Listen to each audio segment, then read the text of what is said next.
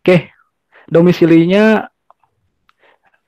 Bandar Lampung, tujuan untuk mengembangkan metode pengajaran melalui VR AR. Oke, siap, Mas Dery.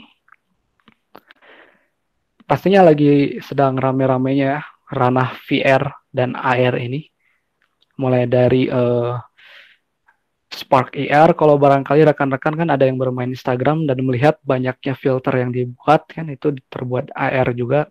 Ataupun VR yang banyak didevelop menggunakan software Unity gitu ya. Sekarang itu perkembangannya sangat sangat sangat maju ya, memang di eranya sekarang ini. Oke, ada dari Mas Aji Raharjo, Muhammad Fajri Raharjo ya namanya. Domisilinya Makassar, tujuan mengikuti webinar menambah pengetahuan dan wawasan tentang AR dan VR. Oke, siap.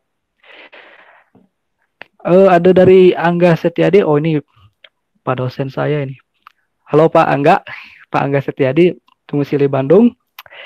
Tujuan agar dapat mendapatkan inspirasi dan wawasan yang berbeda dalam kegiatan belajar mengajar. Ya, jelas sekali ya. Imersif ya Pak ya. Yang dimaksud imersif kan secara dengan nyata gitu. Oke, barangkali sudah jam 10. Saya persilakan kepada Pak Adam untuk memulai webinarnya Pak. Silakan Pak Adam. Oke, baik. Assalamualaikum warahmatullahi wabarakatuh. Salam sejahtera buat kita semua. Semoga kita selalu dalam kesehatan dan lindungan Tuhan Yang Maha Esa. Nah, kali ini di webinar Akasi yang ketiga, ini sedang VR, tapi bukan sangat terorientasi di segi teknologinya, tapi lebih kepada pemanfaatannya. Contohnya seperti itu. Nah, oke. Kalau secara tema mungkin sudah bisa lihat ya bahwa ada edukasi imersif dengan AR dan VR, tapi di judul presentasinya saya lebih spesifikan. Sebentar, saya share screen dulu.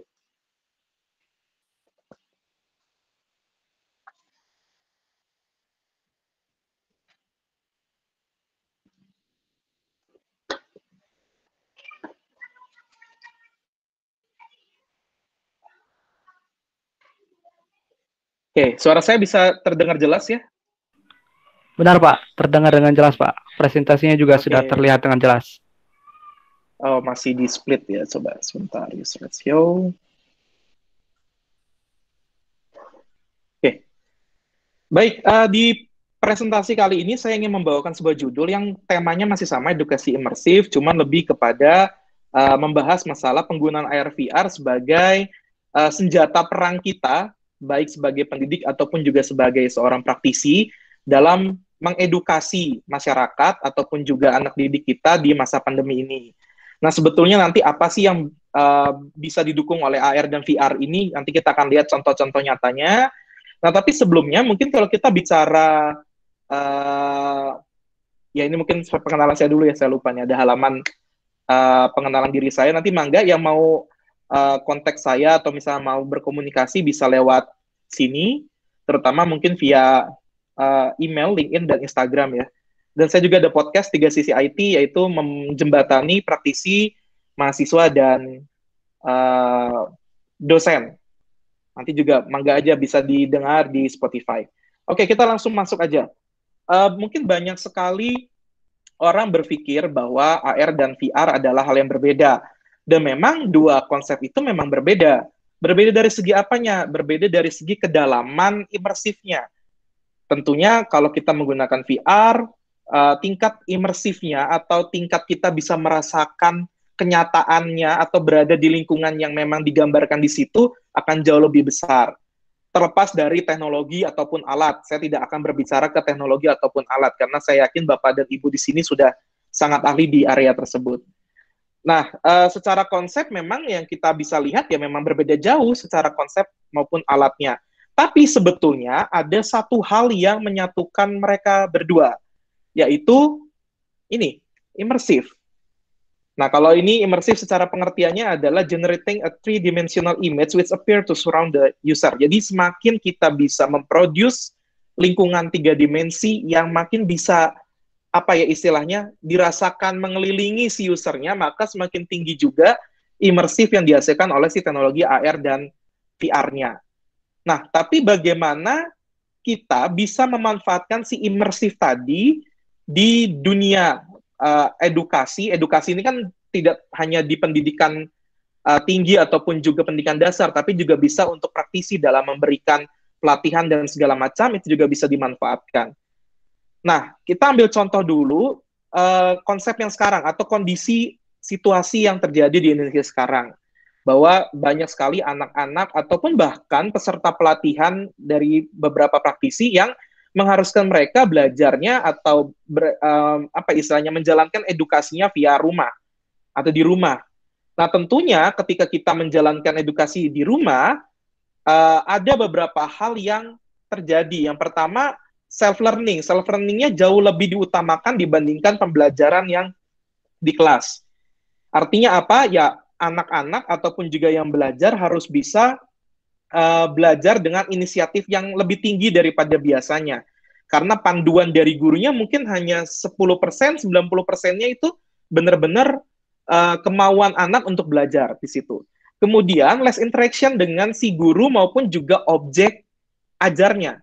Nah, kalau di kelas ataupun juga misalkan datang ke pelatihan, mungkin si instrukturnya atau gurunya bisa dengan mudah menunjukkan objek ajarnya. Mendemokan misalkan kayak di screen ini saya mau menunjukkan sesuatu itu lebih mudah.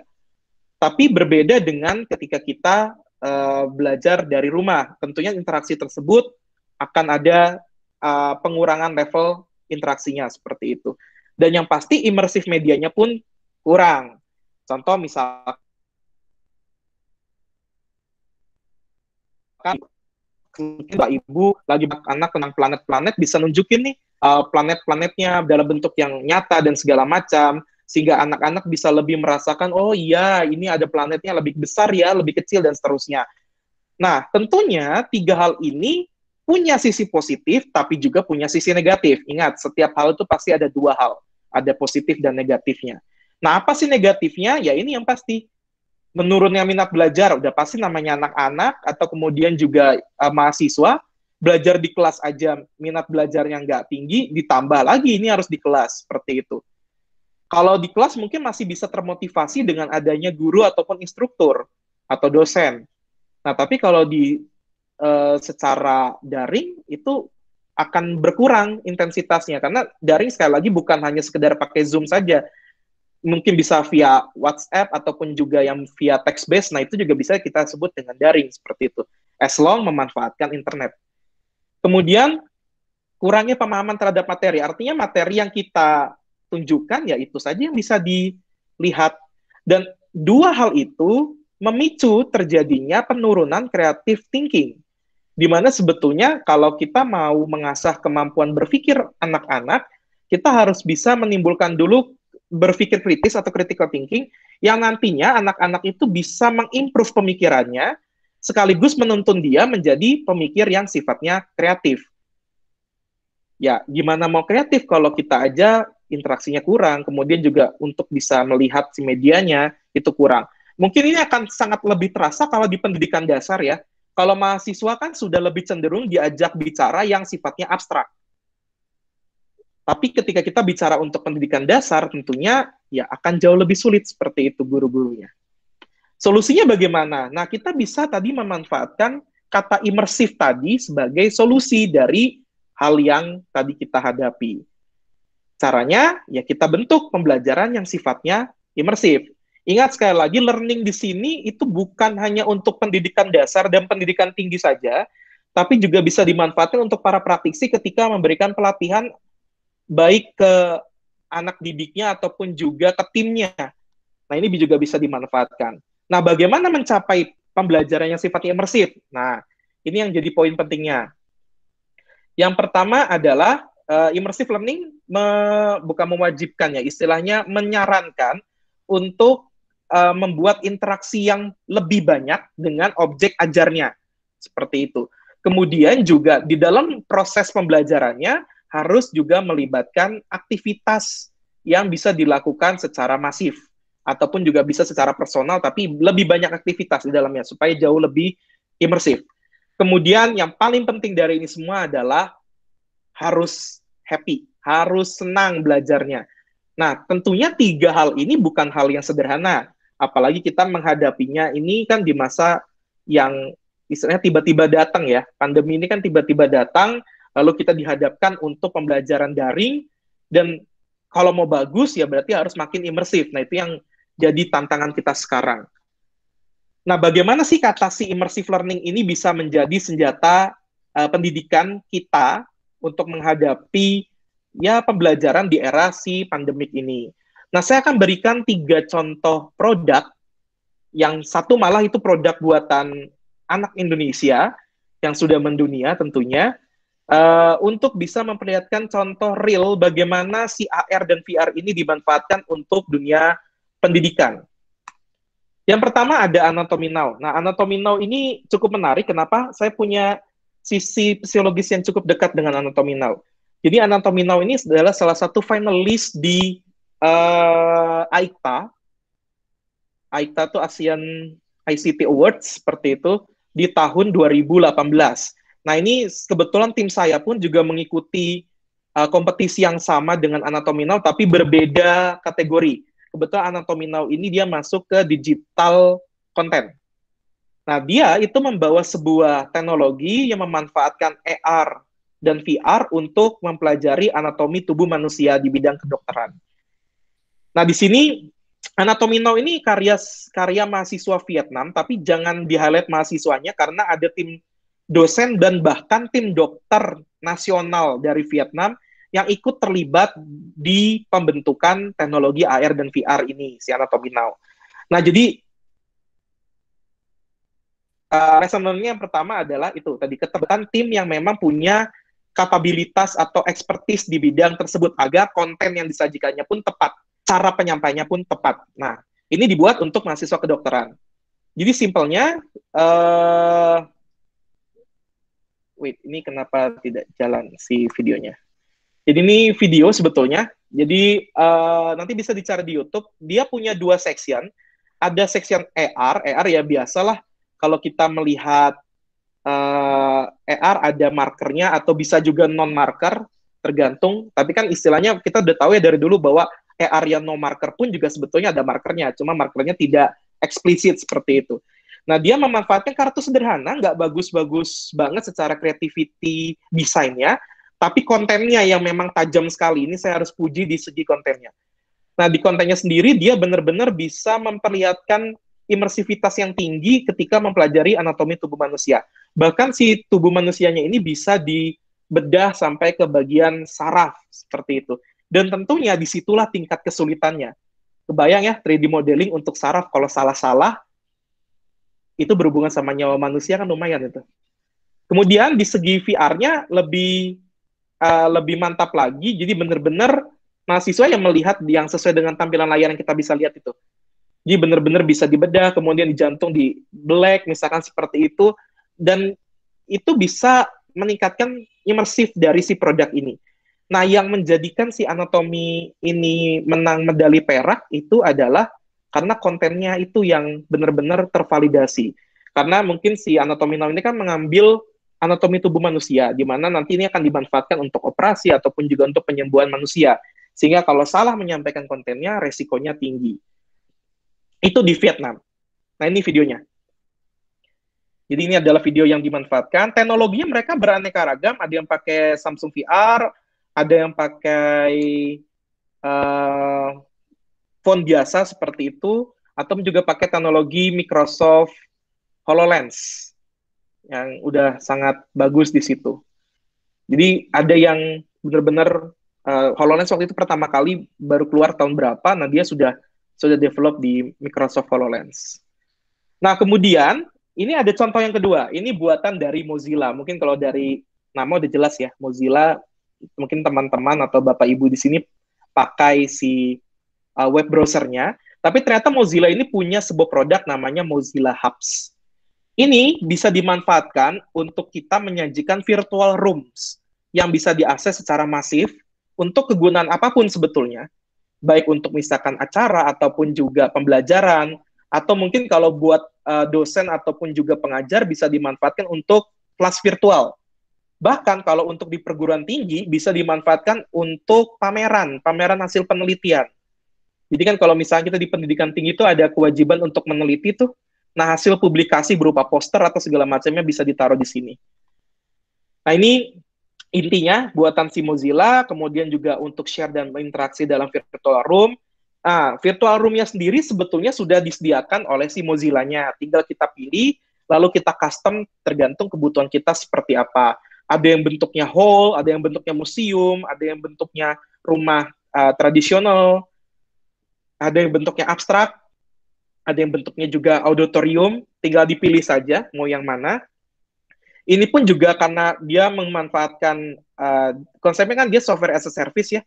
Jadi secara infrastruktur pun kita akan tertolong karena memang cloud seperti itu. Jadi beban komputasi yang besarnya ada di server sana di cloud-nya. Nah, salah satu contoh pemanfaatan dari si Mozilla Hubs ini itu dimanfaatkan oleh CHI UXID dalam mempublikasikan penelitiannya. Nah, ini juga adalah salah satu universitas di Amerika sana yang memanfaatkan untuk belajar. Jadi bisa kita lihat di sini ada Google Slide, Google Slide-nya bisa di-play, kemudian ada pointer, dosennya bisa mempointing something yang ada di layar, kemudian ya nanti mahasiswanya ikut bergabung di virtual room ini, tinggal login dari si browser. Jadi ini nggak pakai infrastruktur IDE tambahan lagi, dia benar-benar semuanya konsepnya di web browser. Kemudian ini contohnya ada mahasiswanya satu tuh digambarkan dalam bentuk avatar seperti itu. Kemudian bisa share sound juga. Dan lebih epicnya lagi kita bisa share video juga. Nah cuman karena memang ini konsepnya cloud, infrastrukturnya cloud, ya diharapkan juga kita menggunakan fasilitas-fasilitas cloud. Contoh kayak seperti Google Slide yang tadi gitu dibandingkan mungkin dengan ini maaf ya nyebut merek PowerPoint misalkan seperti itu. Sehingga nanti proses renderingnya itu jadi lebih cepat seperti itu, lebih responsif. Ya walaupun tidak dilarang juga misalkan pakai teknologi-teknologi yang lain, tapi sekali lagi kita bicaranya kan efisien dan keoptimalan sesuai dengan kebutuhan.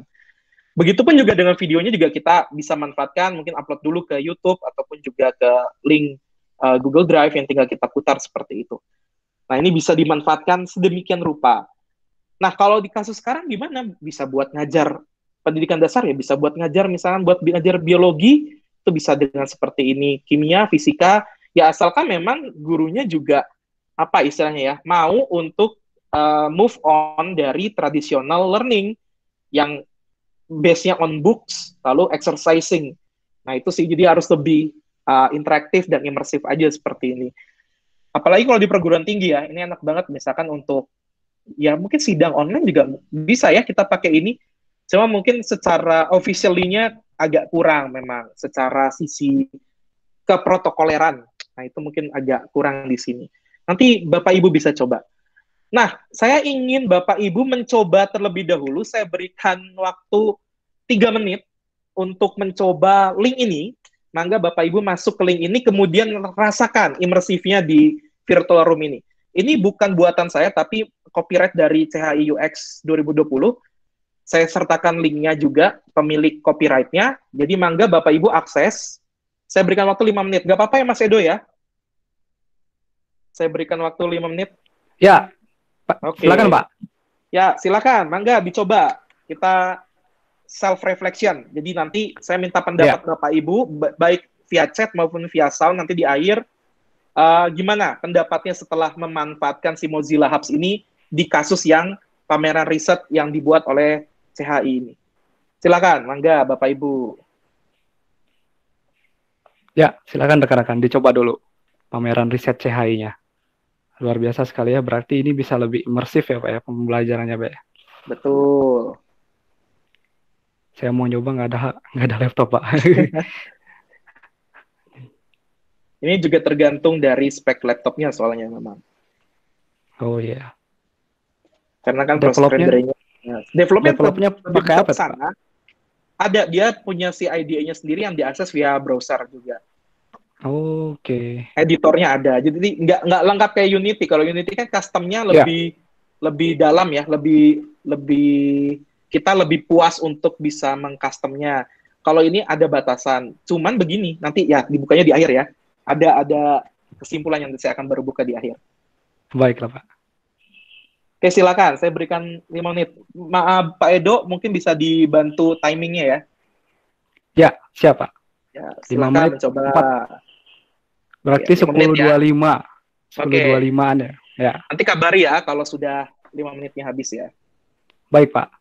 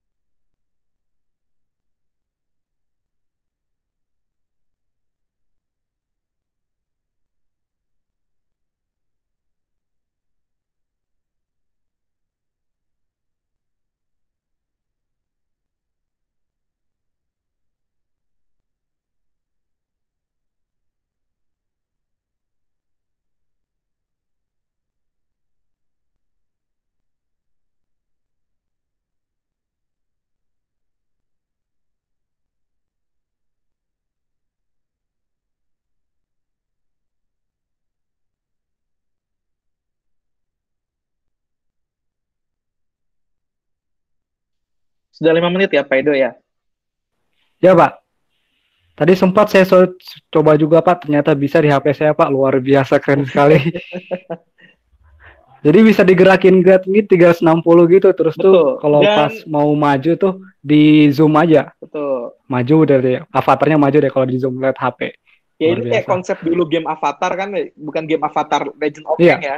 Ini game yang dulu based on Avatar gitu kan. Dulu ada tuh yang kita ngobrol di cafe, interaksi via Avatar. Nah ini dimanfaatkan untuk pembelajaran, bahkan untuk publikasi iya, penelitian. Itu kan jadi hal yang berbeda. Mungkin kalau dulu orang kesulitan mengakses platformnya, sekarang platformnya malah tinggal buka browser, asalkan ada internet bisa gitu.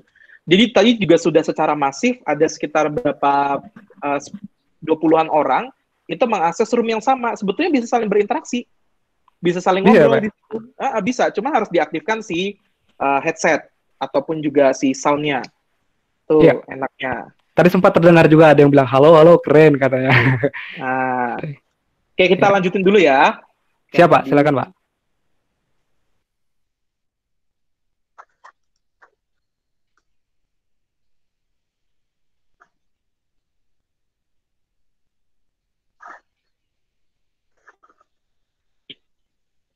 Oke, itu tadi Bapak Ibu dan teman-teman semua salah satu contoh real dari penggunaan uh, si Mozilla Hubs ini untuk publikasi penelitian.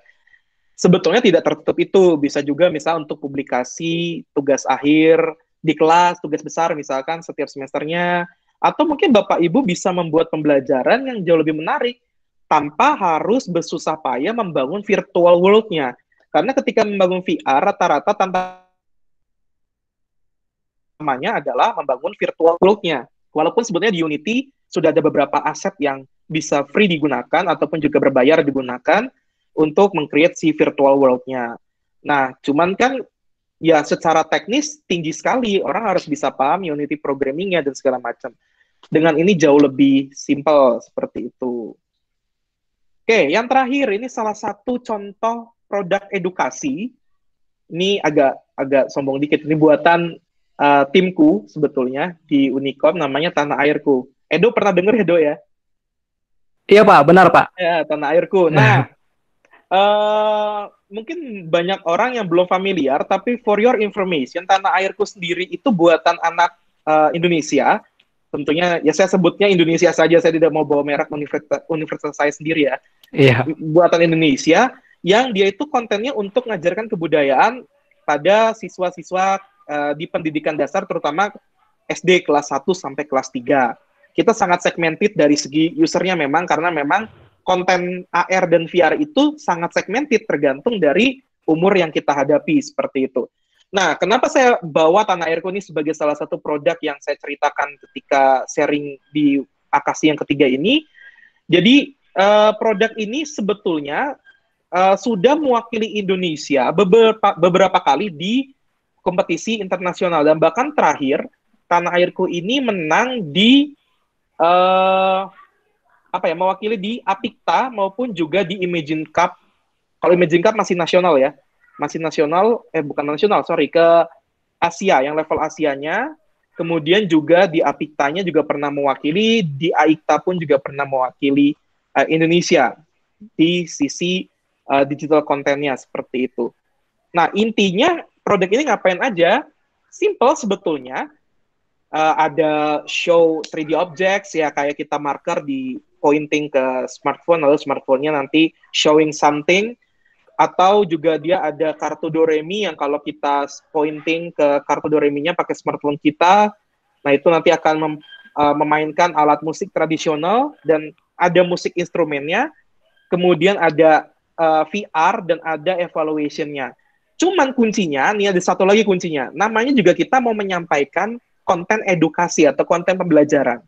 Maka kita pun juga harus tahu level kemampuan berpikir yang bisa diterima oleh segmen user kita. Makanya tadi saya di awal saya kasih kata kunci bahwa ada segmen yang sangat fokus di produk Tanah Airku ini. Sama seperti Anatomy Now. Berbeda dengan Mozilla Hubs yang bisa untuk semua jenis umur, seperti itu. Nah, di sini kita memanfaatkan taksonomi Bloom. Ini mungkin bagi para pendidik sudah sangat jelas sekali ya taksonomi Bloom. Saya nggak perlu banyak jelaskan. kita hanya ambil level C1 dan C2 saja, yaitu remembering sama understanding. Jadi kita memposisikan konten yang kita tawarkan itu untuk membantu anak dari segi mengingat konten kebudayaan dan memahami sebetulnya seperti apa kebudayaan Indonesia. Kenapa kita hanya membatasi C2? Ya keterbatasan teknologi dan kontennya. Karena ketika kita mau naikin ke kemampuan C3, C4 untuk kasus kebudayaan, itu jadi lebih sulit dan tricky tentunya. Dan untuk anak SD, ya tentunya mereka punya kemampuan level berpikir yang C2. Itu juga disesuaikan dengan kemampuan berpikir di pendidikan dasar kelas 1 sampai kelas 3 SD. Nah, ini ada demonya, jadi ada bukunya dibikin sangat epic, dan tahun ini harusnya sebelum pandemi kemarin di bulan April, itu harusnya terbit di Mizan. Jadi buku ini sudah kerjasama dengan Mizan dan tinggal tunggu terbitnya. Cuma karena pandemi sekali lagi, harus ditunda sampai pandeminya selesai. Karena memang selling book secara fisikal itu kurang menguntungkan ketika masa pandemi seperti ini. Kemudian ada lagi coloring. Jadi anak bisa mewarnai objek kebudayaannya di sini. Kemudian nanti tinggal di pointing lagi pakai smartphone dan aplikasi Tanah Airku, maka nanti warna yang di-apply ke objeknya dia akan muncul di layar sebagai 3D objects. Kemudian ada lagi kartu Doremi. Nah, ini ada bunyinya. Jadi benar-benar bisa memainkan Do, Re, Mi, Fa, Sol dan instrumen juga. Nah, ini kan anak-anak jadi lebih senang aja sebetulnya. Dan ini sudah multi-layer sound, jadi bisa banyak kartu. Nah, ini ada instrumennya juga tadi. Angklung pun ada. Nah, yang berikutnya ada bentuk evaluasinya, karena pembelajaran sendiri kan harus ada evaluasinya. Kita harus bisa mengukur apakah konten yang kita sajikan itu bisa diingat dan dipahami, karena kan tadi saya ngambil C1 dan C2 ya, diingat dan dipahami dengan baik. Itu jadi penting pengukurannya. Bentuknya prates dan postes untuk menguji si produknya, dan ternyata memang setelah postes hasilnya jauh lebih baik setelah menggunakan teknologi ini. Dan yang terakhir ini VR. Di VR ini kita mengajak mereka keliling dunia, bukan hanya Indonesia, untuk bisa mengenal objek-objek yang berhubungan dengan negaranya tersebut. Jadi diibaratkan anak itu sedang naik sebuah pesawat pesawat luar angkasa mini, lalu mereka berkeliling seperti itu. But that's not mean the child is aliens. Ntar kayak alien lagi. Enggak, bukan alien ini. Oke. Nah, mungkin tadi kita bisa melihat beberapa produk yang sangat implement AR dan VR untuk berbagai kepentingan. Tapi sebetulnya di penggunaan AR dan VR di dunia edukasi, ataupun ya kalau saya sebutnya edukasi saja, jangan pendidikan ya, karena edukasi sifatnya lebih universal, itu ada hal yang perlu diperhatikannya. Sehingga nanti Bapak Ibu di sini ketika membuat produk yang berhubungan sama AR dan VR itu bisa jadi lebih aware terhadap hal-hal yang disampaikan di sini. Yang pertama adalah, yang perlu kita ingat, AR dan VR itu hanya platform untuk menyampaikan pembelajarannya. Tools lah kalau bahasa kasarnya, alat bantu. Nah, yang kita harus perhatikan adalah dengan siapa kita akan menghadapi atau kepada siapa nantinya si konten yang kita hasilkan itu akan diberikan. Nah, tentunya kita harus bisa perhatikan juga kemampuan berpikir dari siapa yang kita hadapinya. Jangan sampai kita nggak mempedulikan itu, lalu kita create konten yang bagus banget secara grafikal. Contoh kayak tadi Anatomy Now yang sangat detail, tapi ternyata ini hanya anak kelas SMP yang lagi belajar anatomi jantung sederhana aja, yang dia nggak perlu lihat sampai saraf-sarafnya. Dia hanya perlu lihat, oh ada 4 ruang, ada 4 katup, terus cara kerjanya, darah ngalir masuk kemana, dipompa kemana. Hanya seperti itu, tapi disajikan dengan konten yang rumit. Tentunya dengan level kemampuan berpikir anak seperti itu, tentunya dia tidak akan bisa nangkap inti dari konten AR dan VR. Padahal effort yang dihasilkan atau effort yang dikerjakan oleh Bapak Ibu yang dikeluarkan itu sudah sangat besar sekali, karena kontennya mungkin 3D objeknya, modelingnya, layeringnya itu benar-benar rapih gitu. Dan bahkan juga proses validasinya juga rapih gitu. Tapi buat apa? Sekali lagi, kita membuat teknologi itu untuk helping human. Ya kita juga harus tahu manusia ini ada di karakteristik level yang mana, kemampuan berpikir yang mana, supaya juga jadi lebih tepat nanti penyampaiannya. Mungkin Bapak Ibu bisa sedikit mempelajari SCORM dan taksonomi Bloom. Tadi saya ngambil C1 dan C2 itu dari taksonomi Bloom. Kalau untuk SCORM ya ini, karena kita ingin membentuk si AR dan VR ini sebagai salah satu e-learning, jadi hati-hati, e-learning bukan hanya Moodle ya, bukan hanya website saja, tapi AR dan VR yang kayak tadi Mozilla Hub itu juga kita bisa anggap sebagai e-learning, as long the content itself is edukasi. Nah itu sih, pendidikannya. Nah itu kita juga harus memperhatikan aspek-aspek ini, contoh accessibility, bisa nggak orang mengakses ini dengan mudah, jangan sampai sulit harus beli lagi alat dan segala macam. Contoh kayak Mozilla Hubs tadi kan itu kan kita nggak perlu atau invest alat lagi. Kemudian adaptability, kemampuan user kita untuk bisa menggunakan teknologi yang kita gunakan dalam menyampaikan AR dan VR-nya. Affordability, ini juga harus penting karena masa pandemi, Bapak Ibu mungkin sangat paham ya yang berada di perguruan tinggi maupun pendidikan dasar, itu ya mahasiswa ataupun juga siswa kadang-kadang ada yang memang sulit sekali dari segi dana. Nah, itu juga kita harus bisa perhatikan konsep-konsep semacam itu. AR dan VR itu harus juga bisa diukur secara affordability-nya. Kemudian durability-nya, ya seberapa banyak konten yang kita sajikan itu juga seberapa bisa diterima oleh anak. Kemudian interoperability juga penting. Di platform mana, apakah dia bisa diakses di mobile ataupun di web browser saja cukup. Nah, itu juga harus diperhatikan, sama reusability-nya. Itu juga jadi penting. Kalau belum taksonomi, ini tadi levelnya, saya bicara tadi di level C1 yang paling bawah, berarti sama level yang kedua dari bawah, understanding. Di masing-masing ini ada kata kerjanya yang bisa dijadikan clue untuk kita memahami bentuk evaluasinya nanti dan bentuk konten dari AR dan VR-nya.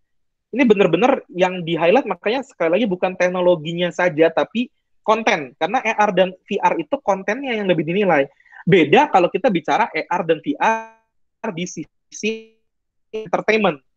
Kalau entertainment, ya sudah lupakan lah gitu. Mau dibikin indah, rumit, sebagus mungkin, bahkan kalau perlu semirip mungkin dengan kenyataannya, itu jadi lebih baik. Tapi ternyata kalau dalam hal edukasi, semirip mungkin dengan kenyataan itu belum tentu dibutuhkan atau belum tentu mampu ditangkap oleh orang yang menerima konten AR dan VR yang kita sajikan. Nah, ini juga harus jadi panduannya seperti itu.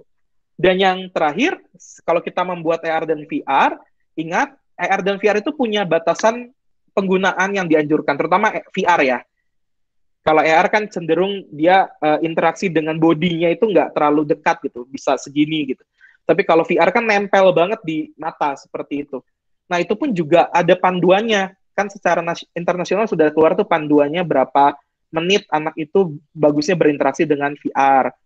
Tentunya juga kalau mungkin bicara entertainment, mungkin udah pernah main di game-game VR, itu juga kan nggak lama-lama banget gitu, ada versi mininya. Nah, jadi buatlah pengalaman di kontennya itu yang singkat, padat, dan jelas. Jadi langsung ke intinya tergantung tadi dari kemampuan mana yang mau kita sasar, apakah hanya mengingat, memahami, atau segala macam.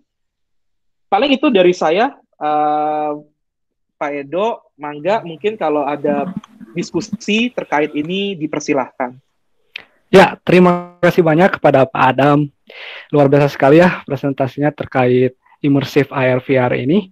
Oke, kita mungkin langsung aja buka Q&A-nya ya Pak ya sekarang. Ya, Mangga. Ya, kepada rekan-rekan sekalian atau Bapak Ibu yang berada di sini, boleh menyampaikan pertanyaannya lewat chatting ataupun barangkali ada yang mau open mic, beritahu kami dulu lewat chatting kalau mau open mic, nanti kita bukakan mic-nya.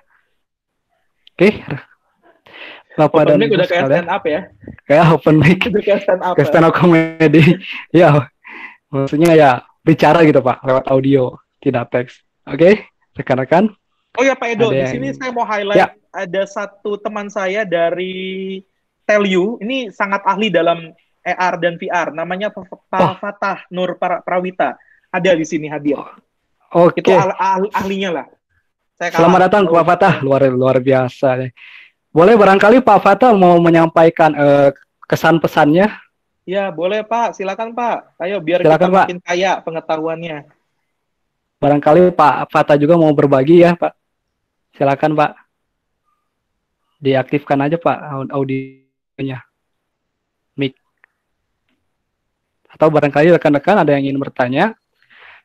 Silakan. Boleh via chat, boleh. Via chat, mau sound open boleh, mic juga boleh.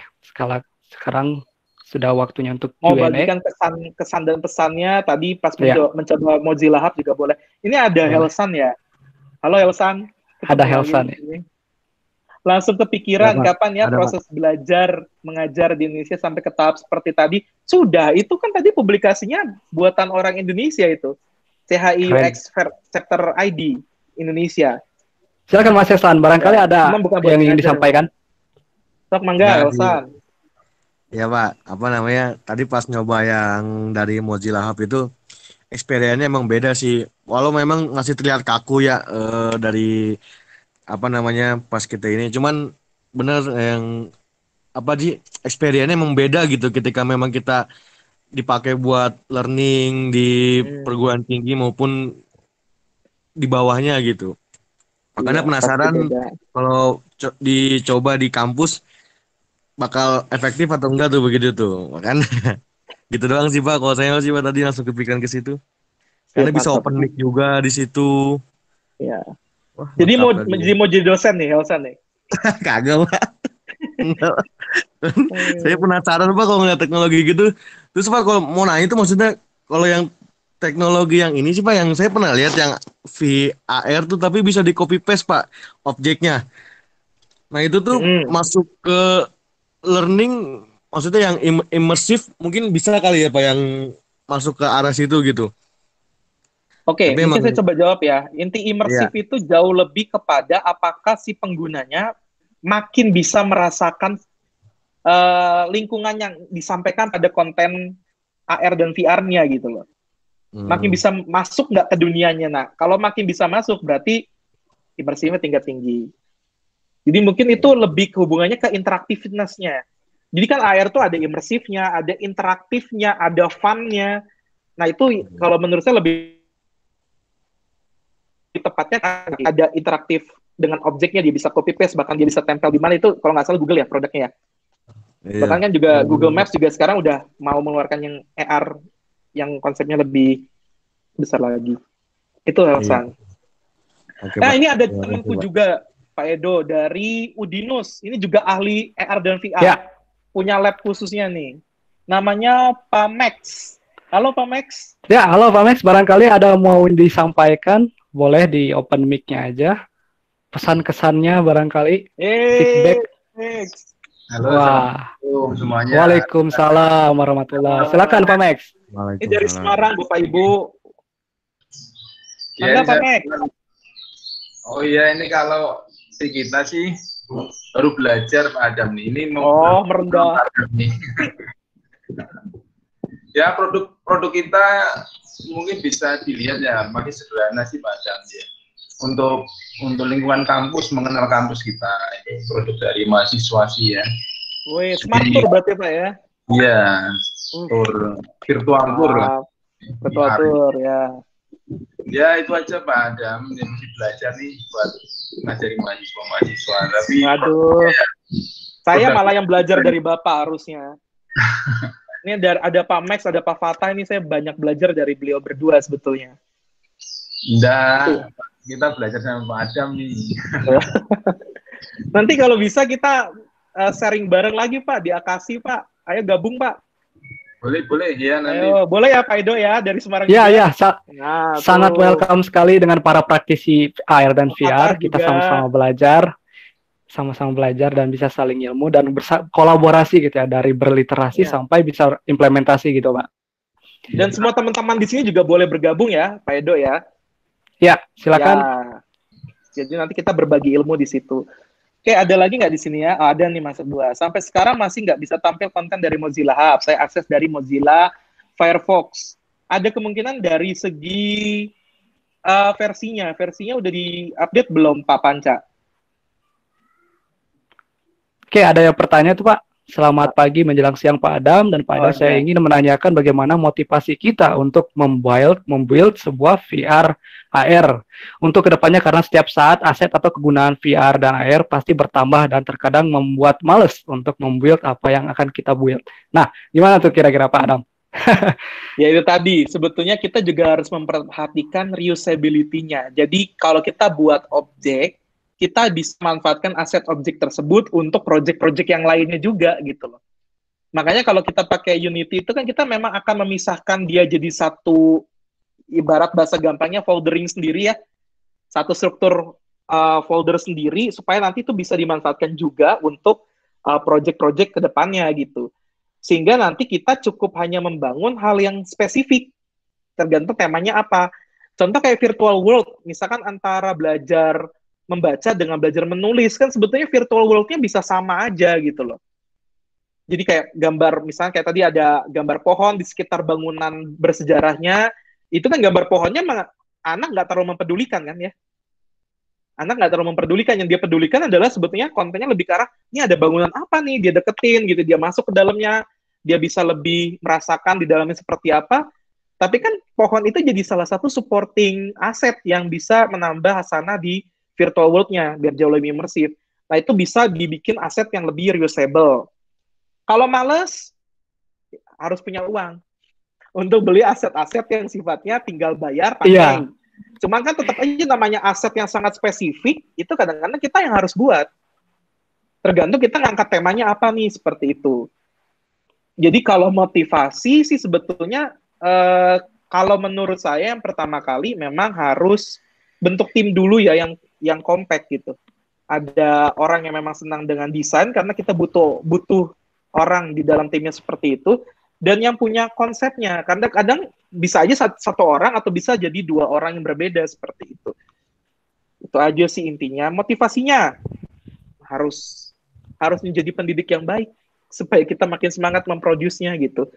Ya walaupun sekali lagi AR dan VR itu it just a tools. Bukan berarti dia alat yang paling baik untuk menyampaikan konten edukasi, sekali lagi ya. Tapi apakah dia itu bisa bermanfaat? Ya sangat bisa. Dan bahkan mungkin bisa komplementari dan melengkapi apa yang sudah ada sebelumnya. Itu intinya. Jadi begitu, Mas Alvin. Iya, barangkali Mas Alvin ada tanggapannya lagi, boleh disampaikan aja. Motivasi memang benar ya Pak ya. Jadi terkait kalau misalnya kebutuhan juga kan, kalau misalnya kita kebutuhannya tergantung edukasinya yang susah gitu, yang betul-betul membutuhkan aset yang mahal ya, mau nggak mau kita harus punya budget ya untuk membeli aset-aset tersebut. Oke, tadi Mas Panca sudah bisa terlalu dengar. Sekarang saya sudah tampil di lobby. Oh ya Pak, terkait Mozilla Hubs-nya itu bisa di custom nggak Pak kira-kira Pak? Jadi kita bisa menambahkan materi kita sendiri atau kayak gimana tuh? Kalau Mozilla Hubs itu? Sebetulnya tidak hanya konten yang kita bisa tambahkan, itu sebenarnya tadi ada poster, ada apa, itu kan konten ya saya sebutnya. Tapi virtual world-nya kita bisa buka seberapa lebar, atau kita tutup jangan lebar-lebar, itu bisa. Jadi kan si virtual world-nya itu bisa luas banget tuh, perspektifnya bisa dekat sekali atau bisa jauh sekali, tergantung perspektifnya. Wah ini bahasa teknis lagi ya, perspektif. Nah, kita bisa ngatur seberapa besar perspektifnya mau kita buka, kemudian juga ya untuk membatasi ruang ketika kita massive online-nya itu gitu. Itu bisa. Tapi kalau untuk sampai ke level yang sangat detail, misalkan merubah merubah komponen yang kecil-kecilnya, itu enggak, karena memang penggunanya untuk speed up proses penyampaian konten Mozilla Hubs. Jadi kalau sekali lagi ya memang masih Unity yang lumayan powerful kalau kita pengen customable si kontennya, itu aja sih intinya. Oke, Mas Alvin, ada saran Bapak agar kita bisa menarik calon pengguna untuk produk AR dan VR kita untuk menggunakannya bagaimana ya Pak? Tuh ada yang bertanya lagi Pak. Masih dari Mas Alvin. Sebetulnya mau AR atau VR ataupun produk-produk yang berada di lingkup software engineering, itu kalau kita bikin public software, itu kan sebenarnya public software ya. Orang bisa pakai secara umum, kemudian juga tidak terbatas di lingkungan tertentu. Itu kita harus ideation dulu di awal, harus idea validation dulu. Ada nggak segmennya? Segmennya bisa nerima ini, atau bener nggak ini yang jadi masalah dari si segmennya itu sendiri? Sebetulnya sebetulnya memang ada di proses bagus atau enggaknya desain, itu ada memang mempengaruhi dari segi orang tertarik atau enggaknya pakai VR dan AR kita. Tapi kalau saya sendiri berpendapat 70% keberhasilan sebuah produk itu karena idenya valid dan proses pengembangannya valid. 30%-nya marketing. Serahin aja gitu loh. Iya. Serahin ke marketing, atau misal kita juga bisa belajar ilmu marketing sendiri gitu ya. Itu bisa kita lebih bless seperti itu. Kalau mau tahu, tanah airku itu 5 tahun baru bisa masuk mizan. Jadi 3 tahun pertama itu idea validation kita bikin, kita ikutin lomba. Jadi kita cara idea validation-nya supaya nggak mahal, kita ikutin kompetisi. Kalau mau idea validation yang benar kan kita bikin, kemudian kita sebarin prototipe ke pasaran dan seterusnya, itu agak mahal ya. Kita kan memang bekerjanya di lingkup universitas, jadi dana pasti terbatas. Nah, itu bisa kita akali dengan kita ikut lomba atau kompetisi. Salah satu lombanya ini yang pernah dibuat oleh Pak Fatah. Di Telu waktu itu. Iya, jadi pernah ikut juga di sana. Ya, waktu awal-awal mah kalah, nggak masalah. Kita tuh justru lebih sering kalah dibanding menang gitu. Nah, tapi kita kan juga bisa ngukur dari kalah itu kita dapat masukan dari juri. Waktu itu kebetulan di Telu, di Telkom University, kita dapat jurinya dari orang luar, dari saya nggak lupa namanya siapa gitu ya, wanita, tapi memang benar-benar orang yang ahli di situ gitu. Dia ngasih tahu dari segi si produk ini ketika diterima oleh customer, bukan secara teknisnya tapi secara customernya gitu. Dan ternyata kita ikutin, mulailah kita menang sedikit demi sedikit. Nah, ketika ukuran menangnya sudah mulai besar, kita beranikan diri untuk apa istilahnya ya, kita mulai bisa move on dari yang sekedar barang riset jadi barang yang punya nilai bisnis. Nah, kita ikut waktu itu CPPBT namanya.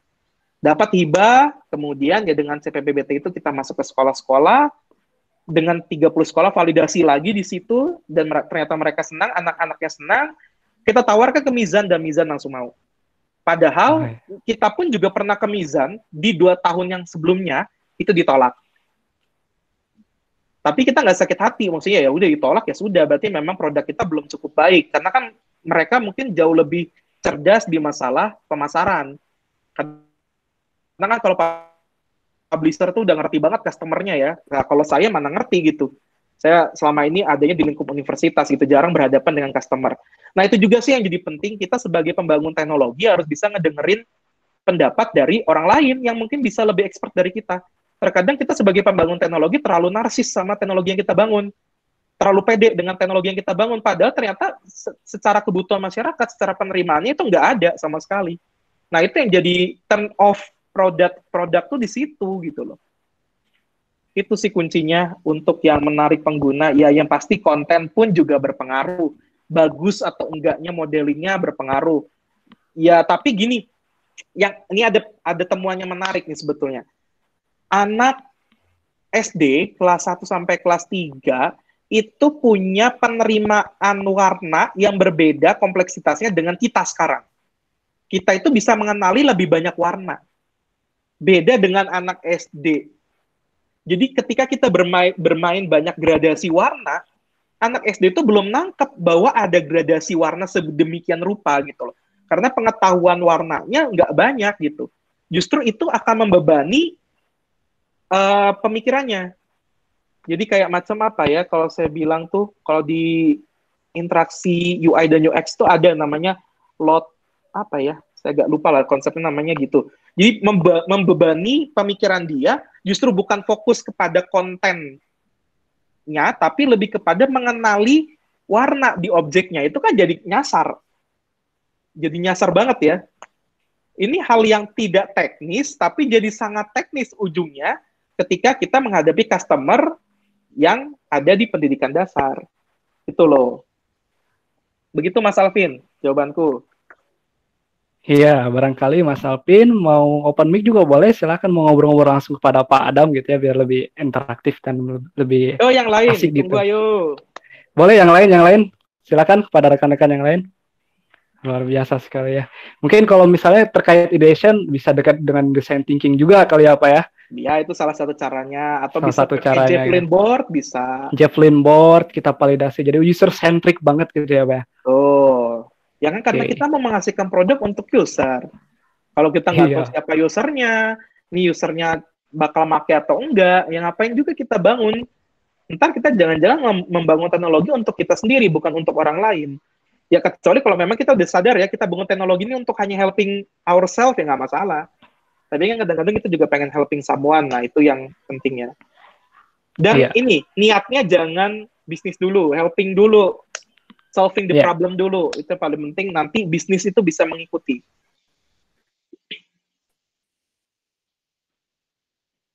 Ayo yang lain silakan. Lebih fokus income tanpa ada impact gitu, tanpa ada impact benefit ya, orang-orang nggak akan menggunakan produk kita gitu ya Pak ya. Betul. Value-nya dulu. Value-nya dulu. Oke, Value barangkali dan bisnis. Bisnis juga penting ya, buat sustainability Ya. produk kita kan perlu bisnis. Oke, rekan-rekan yang lain barangkali ada yang ingin bertanya lagi, silakan lewat chatting Google Meet atau mau open mic juga boleh. Oke. Barangkali ada yang ingin bertanya lagi.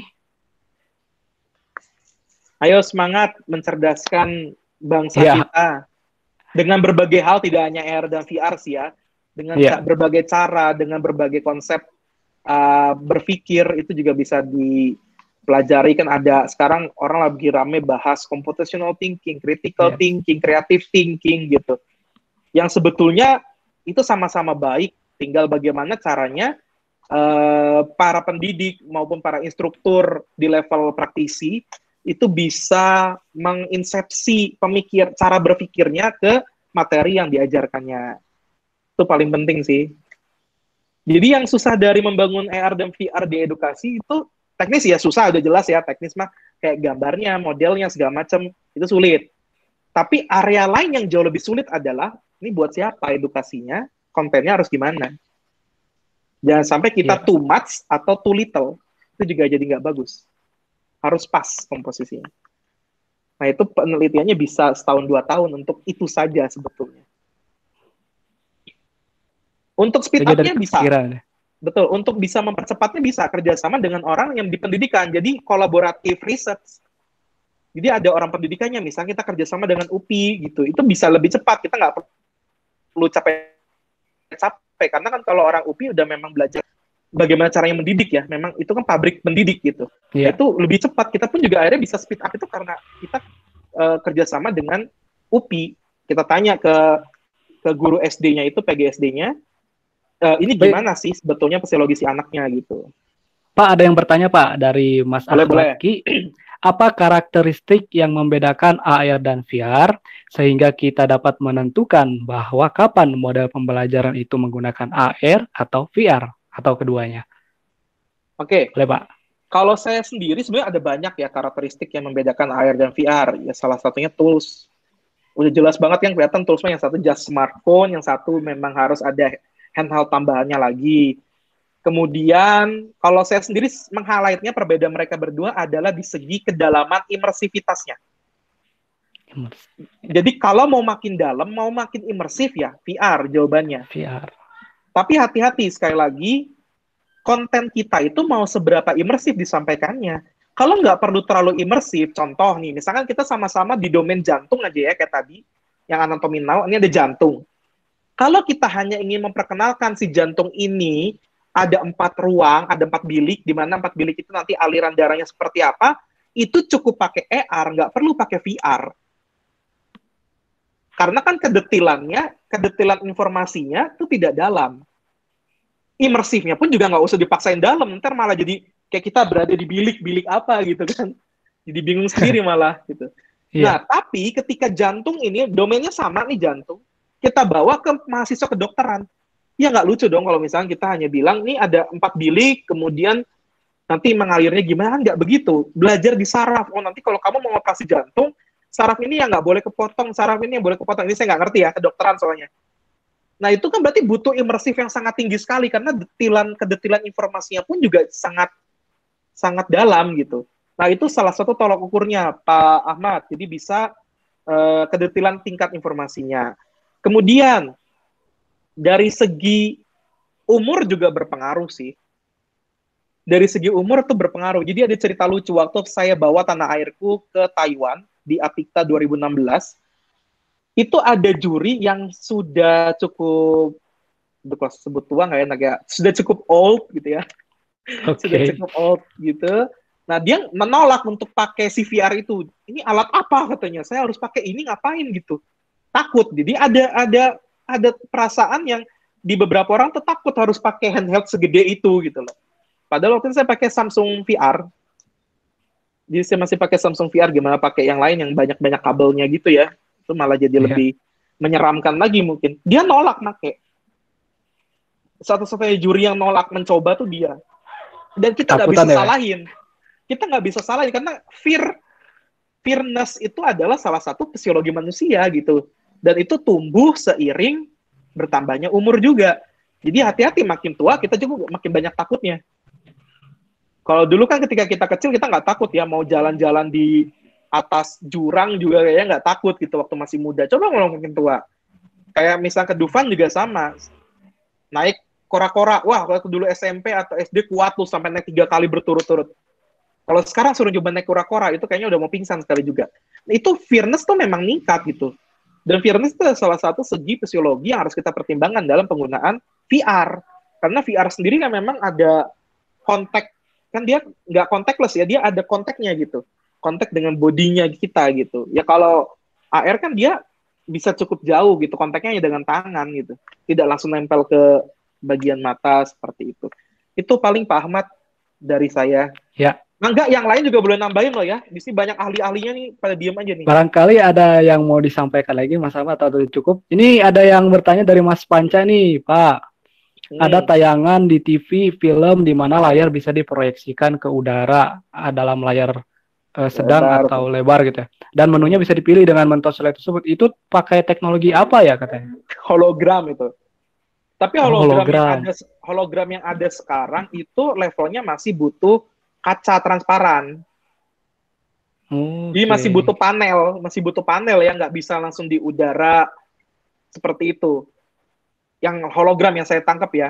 Kalau memproyeksikan sesuatu ya kayak misalnya kita pakai proyektor aja kan kita masih butuh media ya untuk showing si gambarnya gitu. Istilahnya ada panelnya, entah dinding, entah apa seperti itu. Apakah mungkin suatu saat kita menuju ke arah sana, kita sudah menuju ke arah sana secara nggak sadar. HoloLens itu sudah jauh lebih imersif dibandingkan teknologi pendahulunya. Apalagi sekarang kalau nggak salah, HoloLens itu udah versi 2 ya kalau nggak salah. Itu sudah jauh lebih ringan dan jauh lebih baik secara imersifnya. Itu kita pakai kacamata aja, tapi si objeknya munculnya di dunia, kita masih bisa ngeliat dunia kita sekitar, beda sama yang Samsung VR ya. Kalau Samsung VR benar-benar digantikan kan si world-nya dengan virtual world-nya. Kalau ini enggak, kita bisa melihat dunia nyata sekaligus juga ada objek mayanya. Jadi kayak AR tapi di VR-kan gimana sih? Kayak gitu bentuknya. AR tapi di VR-kan, jadi kita lebih imersif aja seperti itu. Pakai teknologi apa ya? HoloLens ya. Kalau untuk sekarang saya hanya tahu HoloLens. Mungkin yang lain bisa lebih tahu. Mohon maaf, saya nggak terlalu banyak update ke teknologi. Karena jujur teknologinya mahal. Mahal pasti. Mahal. Harus level apa ya, yang dapat hibah riset atau yang memang punya modal banget untuk belinya. Walaupun juga ada AR dan VR yang sifatnya murah kan, Google juga ngeluarin Cardboard dulu ya. Iya. Google Cardboard itu kan juga murah. Luar biasa. Teman-teman, oke.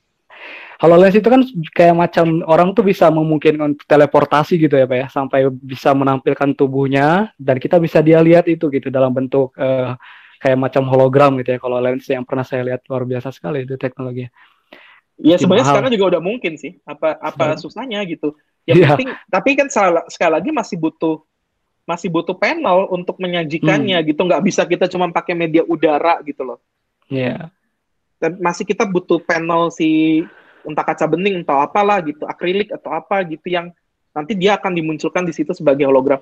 Tapi kalau nggak salah memang hologram juga sekarang sudah mulai ada yang non-panel deh. Cuma saya nggak tahu sejauh apa, mohon maaf ya, saya nggak tahu soalnya. Tapi setahu saya sudah mulai ada hologram yang tidak memanfaatkan panel. Jadi tidak ada si kaca beningnya atau apa, jadi benar-benar diproyeksikan. Cuma batasannya mungkin seberapa jelasnya saya belum tahu secara teknologi. Oke, siap. Barangkali rekan-rekan sekalian, mungkin satu pertanyaan terakhir lagi ya Pak ya. Ya, boleh. Mengingat waktu kita sudah jam 11, satu pertanyaan terakhir kira-kira apa benar sudah ditemukan di Cina teknologi jubah ajaib di mana kita bisa tak terlihat oleh orang lain jika kita berlindung jubah tersebut? Wah, saya kurang tahu juga ya terkait teknologi jubah ajaib itu apakah sudah ada atau belum gitu. Jubahnya Harry Potter. Jubahnya Harry Potter ya, jadi bisa menghilang gitu ya Pak ya? Iya. Ketika dilindungi dengan kain tersebut, kita akan transparan gitu. Apakah sudah ada? Saya juga kurang tahu. Menurut Pak Adam tuh gimana, Pak? Kalau sudah ada atau belum, secara eksistensinya, secara ilmiah saya belum tahu. Iya. Tapi secara konsep ilmiah pun, sama sains itu bisa. Bisa ya, Kenapa? Pak? Wah, Bisa. keren Jadi sekali. gini, dia, si jubahnya, di bagian depannya, itu tinggal menampilkan proyeksi dari apa benda yang di belakangnya si objek yang mau disembunyikannya. Oh iya ya, kalau secara logika gitu ya, Pak. Secara berarti ya? logika mungkin, secara logikanya Oh, mungkin, iya, iya. tapi secara eksistensinya saya nggak tahu. Iya. Sudah sampai mana risetnya saya belum pernah selidiki juga. Nah itu sih yang jadi penting. Tapi kalau secara sains sih masuk akal. Diproyeksikan saja objek yang ada di belakangnya, ada yang nangkep gambar gitu ya. Terus kemudian di depannya tampilkan. Tapi ketika dia balik badan, nah itu juga harus dipikirkan gimana caranya. Nah, iya. Nah, bisa manfaatkan sensor asistif dan sensor apa segala proximity dan segala macam itu kan bisa disatukan untuk bisa membaca dia posisinya lagi kayak gimana. Yang mungkin sulitnya adalah memprecise itunya ya. Posisi orangnya lagi ngapain dan segala macam ngadepnya kemana supaya nanti apa yang dipantulkannya, bukan dipantulkan, apa yang dimunculkan oleh si layar di jubahnya itu yaitu bisa sesuai dengan apa yang mau dilihat. Kameranya juga nggak kamera sembarangan ya, Pak ya. Kamera 360 kayaknya. Jadi Dan bisa nggak mungkin ngeliat. nanti ada total kamera kan kayak kita pakai Iya. Samsung sekarang gitu atau pakai Iya. iPhone sekarang. Nah, Udah teman banyak. kalau secara sains masih mungkin, cuman saya belum tahu sebetulnya eksistensinya sudah sampai mana. Itu aja. Oke, luar biasa sekali kepada Pak Adam atas penjelasannya. Terima kasih kepada rekan-rekan sekalian juga yang antusias untuk bertanya. Paling terakhir saya ingin meminta feedback-nya ya. Boleh rekan-rekan sekarang masuk menti.com, terus tuh masukkan kode sebentar ya Pak ya.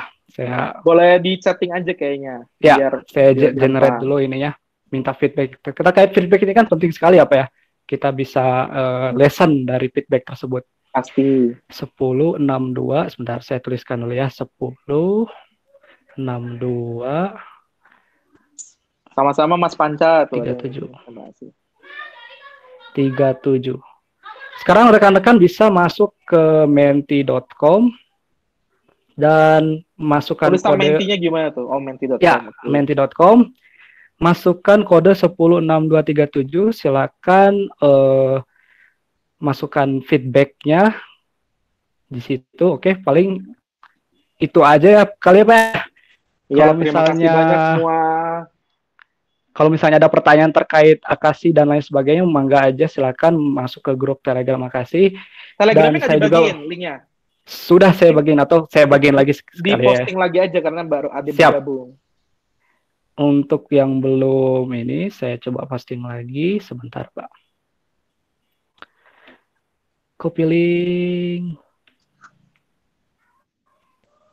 Ya, saya bagiin ya. Oh iya, Oke. ini juga Akasi tidak tertutup untuk informatika saja kan, tapi untuk semua keilmuan Tidak. kan? Iya. Iya, jadi mangga Untuk segala bergabung jenis Bapak Ibu. keilmuan. Ya, jadi kita bisa kolaborasi bareng dari proses literasi sampai implementasi. Oke, terima kasih banyak kepada Pak Adam, luar biasa sekali atas Sama-sama. presentasinya tentang AR dan VR ini, kepada rekan-rekan sekaliannya juga. Sampai berjumpa lagi di webinar Akasi selanjutnya. Stay tune aja di grup Telegramnya. Saya pamit undur diri dulu. Assalamualaikum warahmatullahi wabarakatuh. Terima kasih semua ya. Waalaikumsalam. Dadah Pak Max, Pak Patah, ada lagi teman Elsan semuanya nih banyak. Bu Risma, terima kasih. Terima kasih semuanya. Terima kasih Pak Adam. Ya, terima kasih banyak. Salam buat teman-teman di Udinus, Pak Max. Oh iya Pak Adam, ya terima kasih. Salamkan. Assalamualaikum. Waalaikumsalam warahmatullahi wabarakatuh.